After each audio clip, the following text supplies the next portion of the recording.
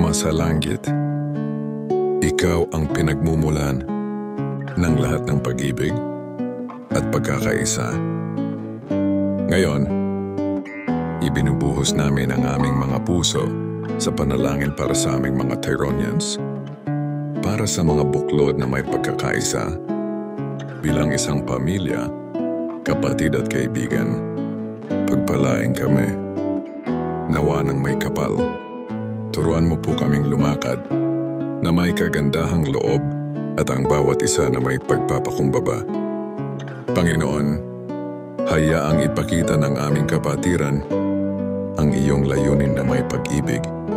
Naway magampanan namin ang aming tungkulin bilang isang mabuting miyembro ng kapatiran, ehemplo ng bawat isa sa amin. Bigyan mo po kami ng talino, lakas ng loob at pagkakaisa sa anumang hamon na aming tatahakin. Naway lagi naming tandaan na matatag kami kapag sama-sama. Tulungan mo po kaming lumago ang aming kapatiran sa lahat ng mga tahanan, pamayanan, at sa ibang mga bansa.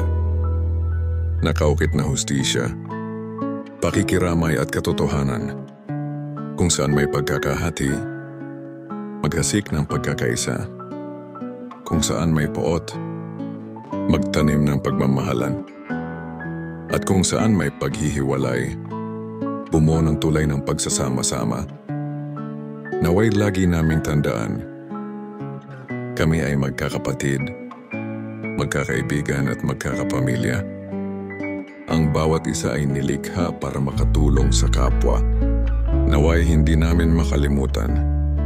Ito po ang aming hiling.